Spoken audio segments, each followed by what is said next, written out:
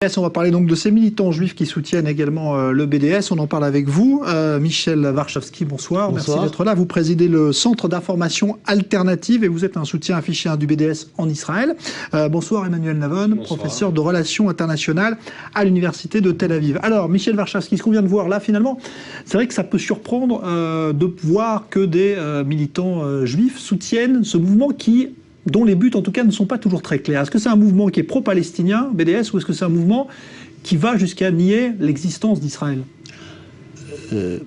C'est un mouvement très large, d'abord. Très large en ce sens qu'il y a... et pas du tout centralisé. BDS, c'est plus un slogan, plus un label qu'une organisation. C'est pas un mouvement. Et on peut trouver tout, y compris des tendances malsaines, je dirais, que je n'aimerais pas rencontrer à côté de moi. Mais d'une façon générale, BDS est un mouvement que moi je définis comme un mouvement qui vient aider Israël. Aider Israël parce que ce qu'il y a de pire pour un individu comme pour un État, c'est l'état d'impunité. Comme père, comme grand-père, je sais, il faut parfois sanctionner pour que la personne sanctionnée, ça peut être mon petit-fils, ça peut être un État, reviennent quelque part dans le droit chemin. Je ne voudrais pas qu'Israël découvre la réalité, que ma société découvre notre propre réalité le jour où on se fracassera dans le mur. Je veux qu'on nous alerte avant. Et notre rôle ici en Israël, nous avons boycott de l'intérieur, nous l'appelons, n'est pas de nous auto-boycotter, ça n'a aucun sens.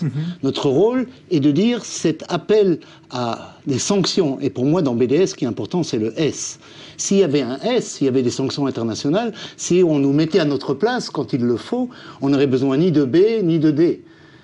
C'est parce que la communauté internationale faillit à sa responsabilité pour faire respecter le droit international, pas seulement ici, il ne faut pas se tromper, pas seulement ici, et à des doubles, triples, quadruples standards que la société civile appelle à montre du doigt, je dirais, quelque part, Israël en disant si vous vous conduisez comme un État voyou, vous serez traité comme un État voyou.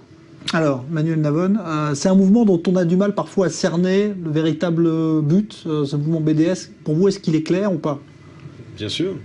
Il suffit d'écouter son fondateur principal, Omar Barghouti, qui a donné une interview le mois dernier au magazine, au site internet 972, dans lequel il dit très clairement que son but ultime, entre parenthèses, Omar Barghouti, qui mène la campagne du BDS, est également étudiant à l'université de Tel Aviv, le seul pays du Proche-Orient où il a cette liberté d'expression, je ferme la parenthèse. Mais il a dit clairement dans cette interview que le but ultime du BDS, c'est de mettre en place ce que les Palestiniens appellent le droit au retour, ce qui signifie le don de la citoyenneté israélienne aux 5 millions des descendants des réfugiés arabes de 1948, ce qui est bien entendu incompatible avec une solution de deux États. Et la solution de deux États et la paix, ce n'est pas le but, bien entendu, du BDS. Le but du BDS, c'est un État binational avec une majorité arabe. C'est ce que dit Barghouti et la plupart des militants du BDS. Et, encore une fois, si c'était la paix qui les intéressait, eh bien, il faudrait regarder à l'histoire de ce conflit et se souvenir qui, ces 20 dernières années, ces 80 dernières années, ne cesse de repousser les propositions de compromis, comme si Israël n'avait jamais mis de propositions sérieuses sur la table, comme si Israël n'avait jamais fait de compromis, alors que ce sont les Palestiniens, historiquement, factuellement, qui ne cessent de repousser depuis la commission Peel de 1937, en passant par la résolution de l'ONU qu'a rappelé votre reportage en 1947, et bien entendu la proposition de Ehud Barak à Yasser Arafat en 2000, celle de Olmert en 2008, et à chaque fois, le leadership palestinien a rejeté ces propositions de compromis à cause de ce qu'ils appellent le droit au retour, encore une fois, dont le but est de transformer Israël en un État binational et qui est par conséquent incompatible avec une solution de deux États. C'est ça le véritable visage du BDS. C'est ça son véritable but. Et comme on l'a vu également dans votre reportage, c'est la remise en cause du droit du peuple juif à l'autodétermination. Maintenant, critiquer la politique d'un pays et vouloir faire pression sur un pays, c'est parfaitement légitime. Mais ça n'est pas, encore une fois, ce que veut faire BDS. Et la preuve en est que vous ne voyez pas ces mouvements de boycott, de désinvestissement dans d'autres endroits au monde où là, il y a de véritables tragédies humanitaires. Le Soudan, la Corée du Nord, enfin, la liste est très longue. Si ces gens s'intéressaient véritablement aux droits de l'homme, ils boycotteraient l'occupation de Chypre Nord par la Turquie, du Sahara occidental par le Maroc. La liste est très très longue. Non, ils ont une obsession avec Israël et ils le reconnaissent, la plupart. qu'ils remettent en cause, ils n'acceptent pas le droit du peuple juif à l'autodétermination. Alors, Michel Warshawski, est-ce que vous avez l'impression, vous, d'œuvrer finalement en faveur de ceux qui ne veulent pas reconnaître l'existence d'Israël en étant soutien de ce mouvement BDS? Non, pas du tout. Pas du tout, et c'est la raison pour laquelle j'insiste lorsque je participe à des actions ou des initiatives sous ce label BDS. Je suis là en tant qu'Israélien, en tant que juif israélien, quelqu'un qui est de ce pays, qui aime ce pays, qui se fait beaucoup de soucis pour ce pays. C'est là, comme dit, où vivent mes enfants, mes petits-enfants. Et je ne me suis jamais positionné. Et je m'énerve lorsqu'on me positionne dans un camp anti-israélien ou même pro-palestinien. C'est pas un match de football. Mais pourtant, c'est interdit. C'est un mouvement qui est interdit dans plusieurs pays occidentaux. L'appel au boycott d'Israël, comme tel, est interdit dans plusieurs pays occidentaux. Effectivement, la question est de savoir ce que cela signifie. Dans certains pays, c'est identifié, comme en France, par exemple, dans certaines jurisprudences, à appel à la discrimination raciale, mais il y a quelque part quelque chose de profondément hypocrite. Je me souviens comme enfant, dans la famille juive religieuse dans laquelle j'ai grandi, on boycottait l'Espagne de Franco. On a boycotté, j'étais un peu plus grand, la Grèce des colonels. On n'allait pas en vacances, par exemple en Espagne. C'est totalement faux de dire c'est un cas particulier uniquement contre Israël, à propos d'Israël, l'Afrique du Sud.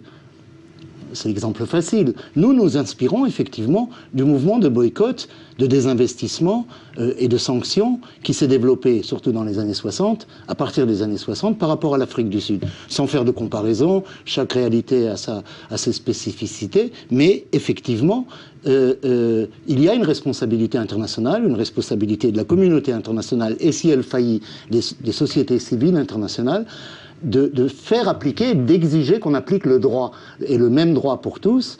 Alors, que se colle au mouvement BDS, je l'ai dit, des mouvements et des personnalités que je n'aime pas côtoyer, que je ne veux pas voir à mes côtés, c'est une évidence. Mais ça, on l'a vu dans tous les combats, savoir utiliser soi-disant les droits de l'homme pour mettre en avant une politique qui est souvent xénophobe ou raciste. Manuel Navon. Encore une fois, c'est pas qu'ils viennent se coller. Le fondateur même du mouvement, Omar Barghouti, le dit lui-même. Il conteste le droit du peuple juif à l'autodétermination, même dans les lignes d'avant 67. C'est-à-dire qu'il conteste le droit du peuple juif à avoir son État-nation, même dans les lignes d'avant 67. C'est quand même le fondateur du mouvement. On ne peut pas l'ignorer. Le fondateur du mouvement. J'aime pas cette paternalité. C'est la façon dont il se définit. Et c'est lui c'est un des fondateurs principaux du mouvement. Maintenant, ce n'est pas le seul. La plupart, peut-être pas vous, je ne sais pas, mais la plupart des militants du BDS contestent. Vous parlez de droit international. Le droit qui est reconnu par le droit international du peuple juif à l'autodétermination dans quelques frontières que ce soit. Et n'oublions pas également, j'en ai parlé mais je le répète, vous parlez de l'Afrique du Sud. Le régime de l'Afrique du Sud refusait tout compromis. Israël n'a cessé de faire des compromis ces 20 dernières années. Alors ensuite, vous pouvez dire, a trop proposé, pas suffisamment proposé, mais Israël ne cesse d'essayer d'avoir un compromis et les Palestiniens ne cessent de le rejeter sur la base du droit au retour. Or, le droit, ce qu'ils appellent le droit au retour, bien entendu, qui lui, entre parenthèses, n'est pas reconnu par le droit international, je peux vous le prouver, est incompatible avec un modèle de deux États. Et par conséquent, dire, ah oui, on va se donner une espèce de statut moral, n'est-ce pas, comme ces Juifs aux États-Unis qui ont un sentiment de se donner une supériorité morale en condamnant Israël comme si c'était l'Espagne de Franco ou l'Afrique du Sud du régime de l'apartheid. Israël n'est pas parfait, aucun pays ne l'est, mais c'est complètement ignoré. Le fait qu'Israël a accepté, continue d'accepter des compromis qui ont été rejetés par les Palestiniens, et que, encore une fois, une majorité, je le répète, de militants du BDS ne veulent pas d'une solution pacifique, ils veulent remettre complètement en cause et annuler l'indépendance d'Israël, le droit d'Israël, des Juifs, à l'autodétermination, à avoir un État-nation. Alors, je voudrais faire quand même une remarque. Pour moi, le droit au retour est un droit non négociable et fondamental. Le droit qu'a quelqu'un qui a été, pour des raisons diverses... Même si ça signifie la fin, finalement, d'un État. D'abord, le droit, c'est un droit non négociable, il est collectif, individuel, j'ai le droit d'entrer à la maison. Les Juifs, aujourd'hui, de Pologne, les petits-enfants des rescapés, enfin, les petits-enfants rescapés des Juifs de Pologne revendiquent leur droit, soit à être polonais, soit à récupérer leurs biens, 60 ans ou 70 ans après. Dans le cadre de deux États-nations, d'une solution de deux États, Alors, que chacun rentre dans son État. En ce qui État. me concerne, la forme politique d'une solution, c'est le dernier de mes soucis. Est-ce que ce sera un État fédéral, un État confédéral, deux États? Ça se négociera, je laisse ça aux diplomates, ce dont je ne suis pas. Ce qui, pour moi, est fondamental, ce sont les droits.